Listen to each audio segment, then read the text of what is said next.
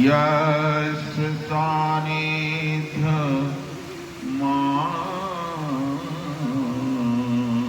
प्रेण चिदानन्दयते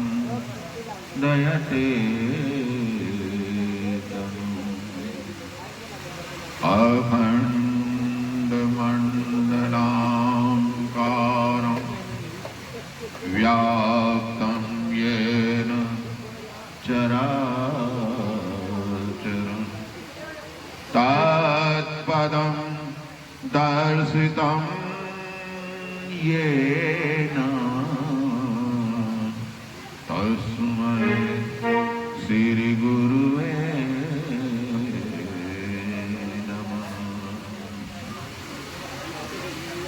अघरा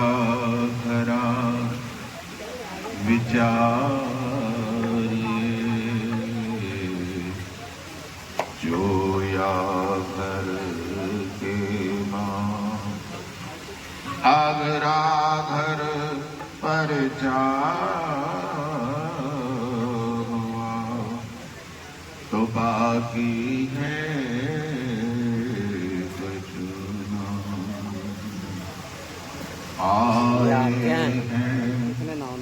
सो हो जाओगे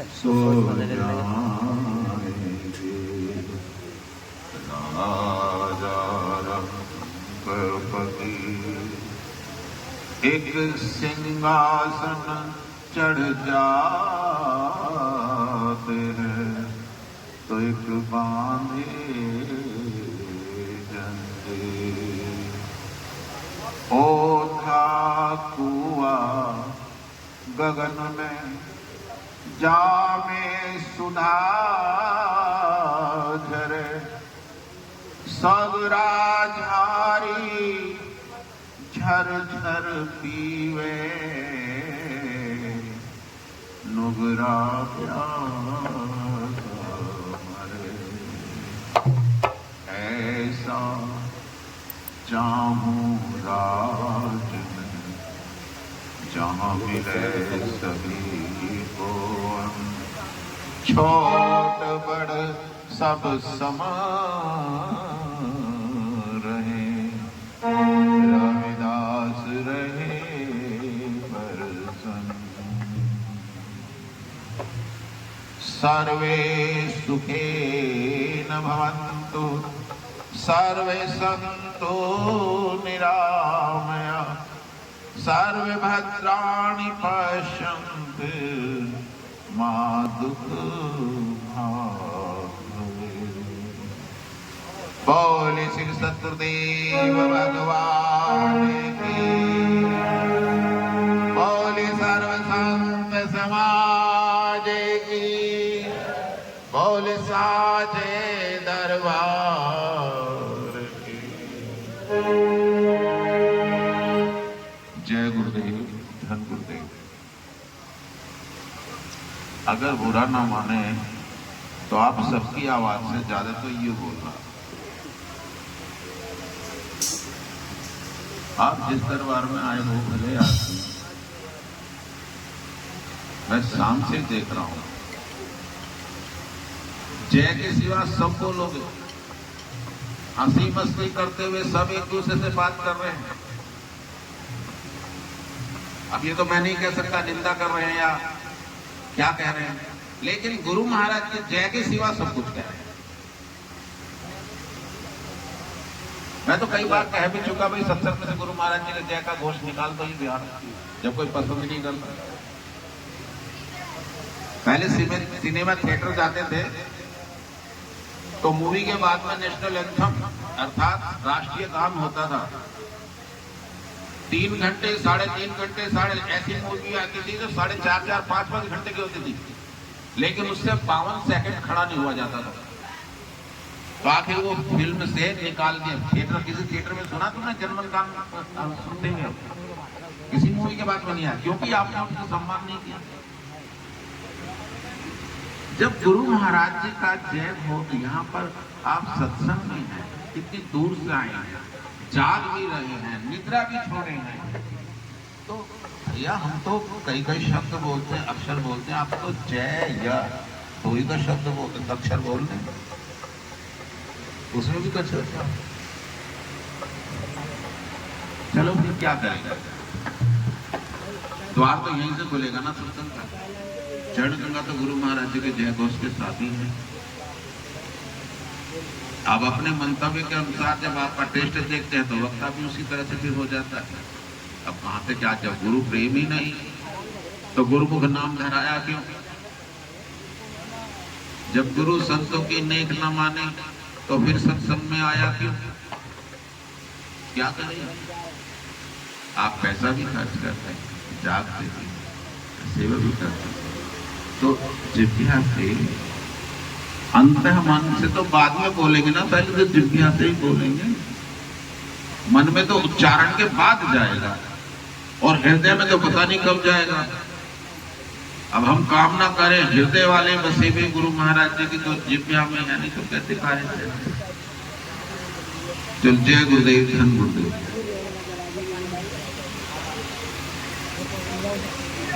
ये आपकी अनुकंपा है। सर्वप्रथम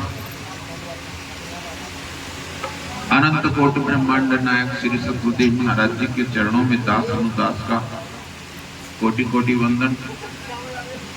निज मत आसन। भाई इतनी छूट नहीं है मुझे, सुनो आपको कि आप कुछ भी बोले नहीं, इतनी छूट थोड़ा ही।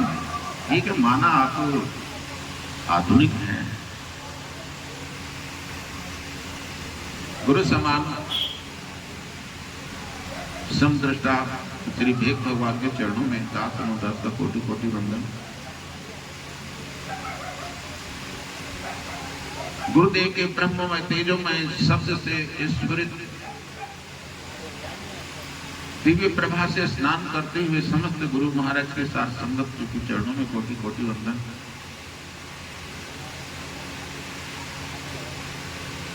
और जो इस कार्यक्रम के आयोजक हैं, जिन्होंने तन मन धन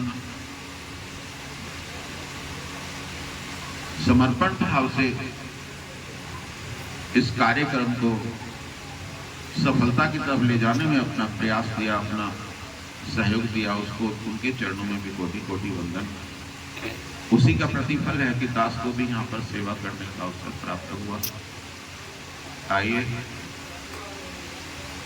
जैसा कि आप सभी जानते हैं, श्री महाराज जी का यह परिनिर्वाण दिवस, जिसे आप बरसी बोलते हैं,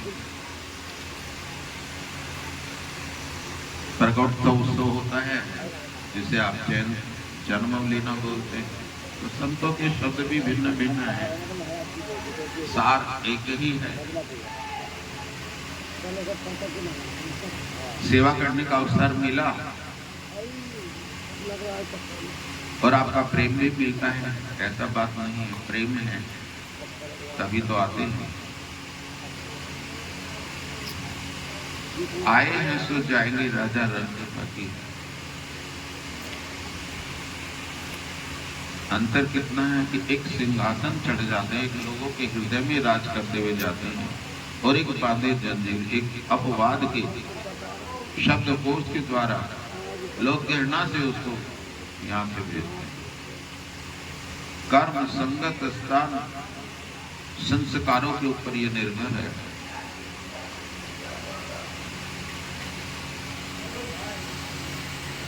हम सत्संग में आते हैं पर हम कहते हैं अभी शाम से आपको संध्या काल से, पूर्व संध्या काल से महाराज जी और समस्त गुरु महाराज जी का स्मरण के बारे में जोड़ते रहिए।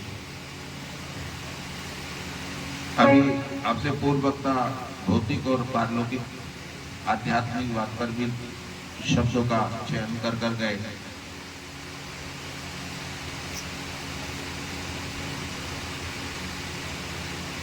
आध्यात्मिक बात में आए तो हम गुरु महाराज जी के सुमरण से अपने दिव्य जीवन को उनके साथ ले जाने की एक आकांक्षा, एक उत्सुकता और एक भावना है, जिसे गुरुमुखता बोलते हैं। लेकिन अगर सांसारिकता में भी आए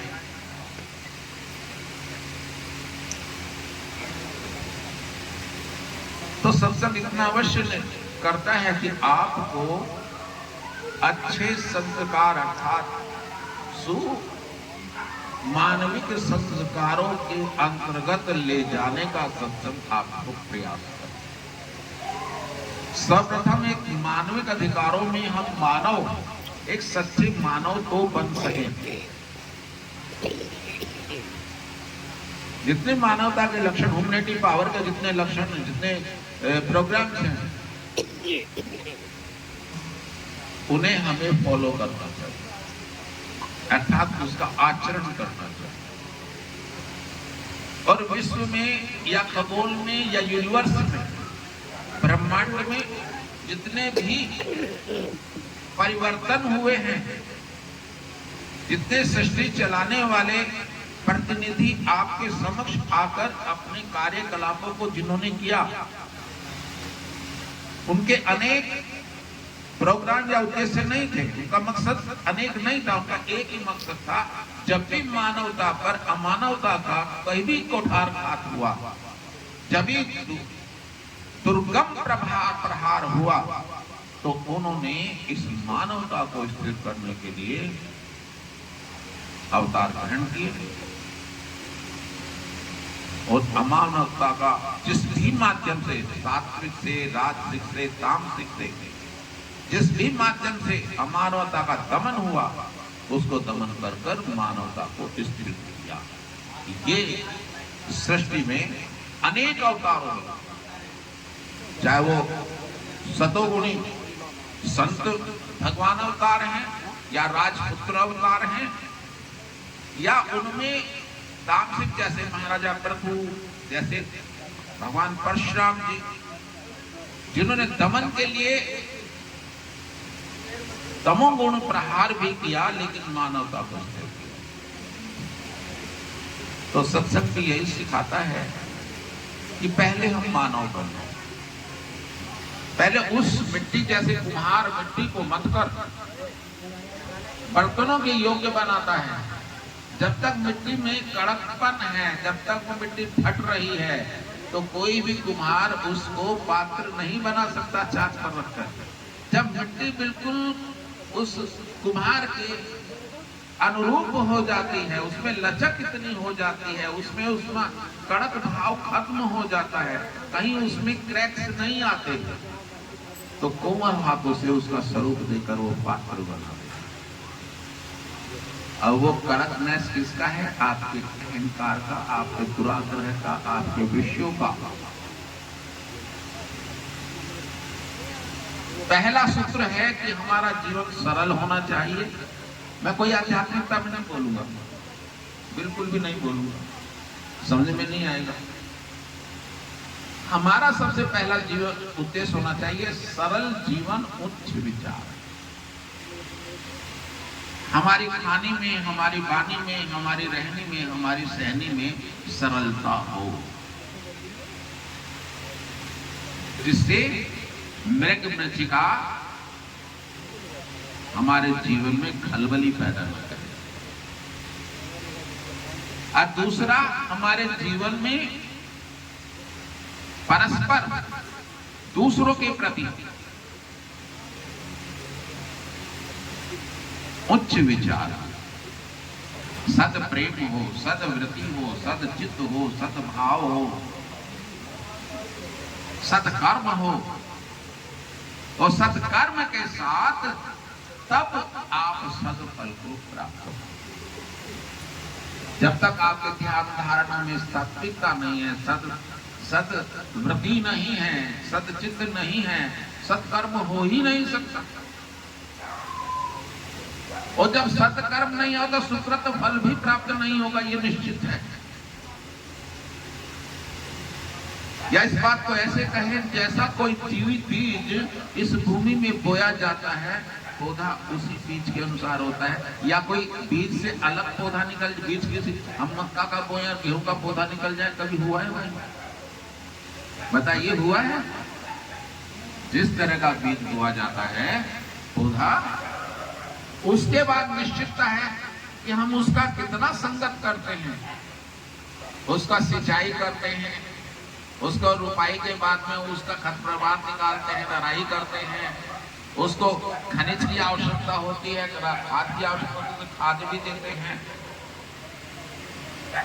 जिससे वो विकसित हो। उसके गले सड़े पत्ते अगर आ गए हैं या कीटों का प्रभार हो गया तो उसमें रसायन भी करते हैं जिससे कीट मर जाएं। उसके अंदर स्वस्थता प्राप्त हो, उसके अंदर समस्त खनिज उसके अंदर हो, पौष्टिकता हो। लेकिन एक निश्चित मात्रा में आप इस निश्चित समय में, अभी गेहूं का भंडारण हुआ है, गेहूं का फसल गया है, आप एक निश्चित समय में तक जब तक आप उसकी कितनी, तो वो पौधा विकसित हो रहा है, प्रकृति में प्रवृत्ति कर रहा है। लेकिन जब वो स्थिर हो जाएगा, जब उसका जीवन सामान्य हो जाएगा, तो पौधा फिर निवृत्ति की तरफ चलेगा, अर्थात वो पीला होना शुरू। अब उसे कितना ही पानी दे दे आप, वो गेहूं का पौधा कभी हरा या हो जाएगा हरा फिर उसके बाद में सुनहरा वर्ण आएगा। सुनहरा वर्ण आते हैं, उसके अंदर कड़कता आएगी। जब कड़क आ जाता है, इसे अहंकार का रूप बोलते हैं। और जब उसमें कड़कता आ गई, तभी क्या हुआ, उसे दाती का संग मिल गया, उसका विनाश हो गया। शेष क्या बचा? वो जितना प्रभु था वो सब खत्म, और शेष क्या बचा? जो आपने बोया था वही गेहूं हमें प्राप्त हो। यही जीवन का सत्य रहस्य है। जो बोएंगे, जो प्रगति बनाएंगे, वो चाहे खाने में हो, वाणी में हो, रहनी में हो, सहनी में हो,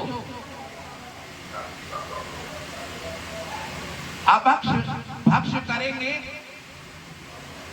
विषयों को साथ लगाएंगे, तो हमारे मानस पटल पर हमारी प्रवृत्ति भी वैसी बनेगी। उसमें कोई भी शुद्धता नहीं आएगी, शीलता नहीं आएगी,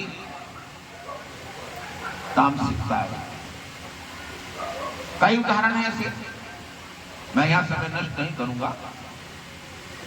इसलिए अपने को सरल और साध्य पर, गुरुजनों के पास आने के जब सरल साध्य बन जाएंगे, तो गुरुदेव भी गुरु कुम्हार का रूप भी है। इसलिए उसे प्रजापति कहा जाता है। वो कैसी सृष्टि का निर्माण करते हैं, वो प्रजापति। अभी आप देख रहे हैं, मुझे चल रही शायद कुल्लो बनाएगा, लेकिन बनाते पता चल जाता कुल्लड़ बना दिया। कुल्लड़ भी बनाकर आगे चला तो फिर स्नाई की तरफ चल दिया। उसके विचार सृष्टि का कुछ पता नहीं चलेगा।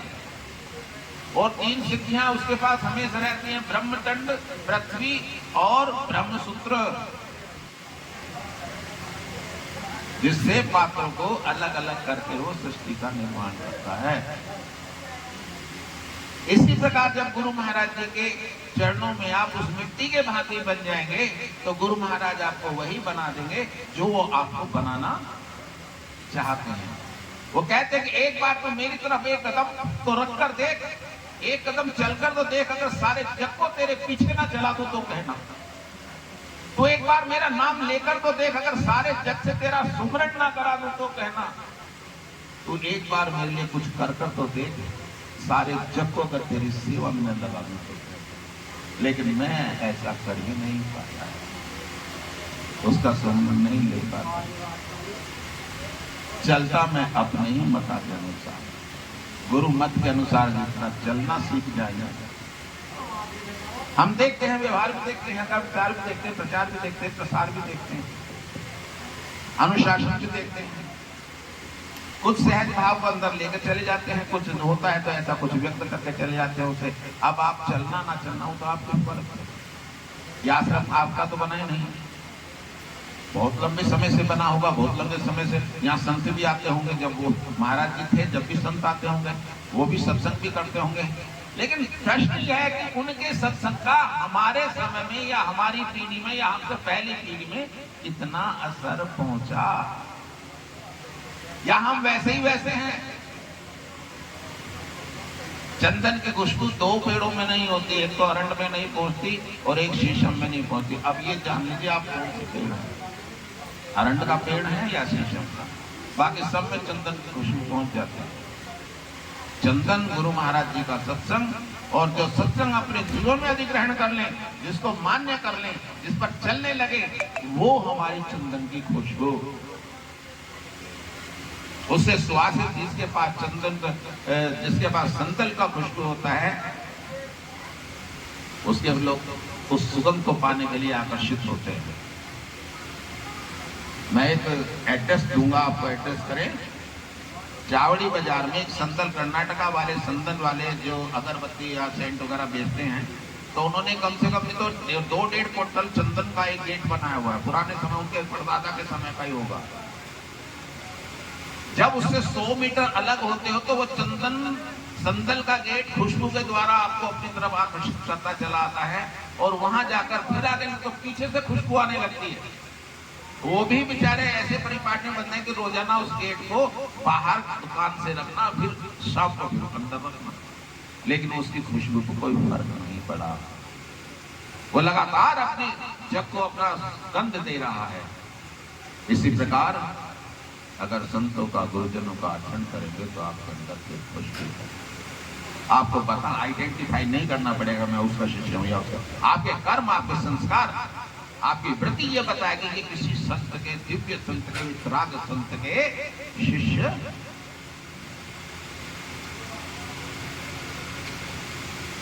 बस ज्यादा मैं नहीं कहूंगा क्योंकि समय काफी हो गया है, और आशा है अगर मेरी वाणी में कुछ भी आपको ऐसा उष्ण भाव दिखा या चुभन दिखा तो उसके लिए क्षमा प्रार्थना। दिव्य सुव्रति बनाए और जो सार है उसे ग्रहण कर ले, असार मुझे मेरी झोली में डालना, मैं मना तो करूंगा नहीं। तो संचालक महोदय से कहें कि वह हाँ भजन लगाओ गुरु जी, एक भजन।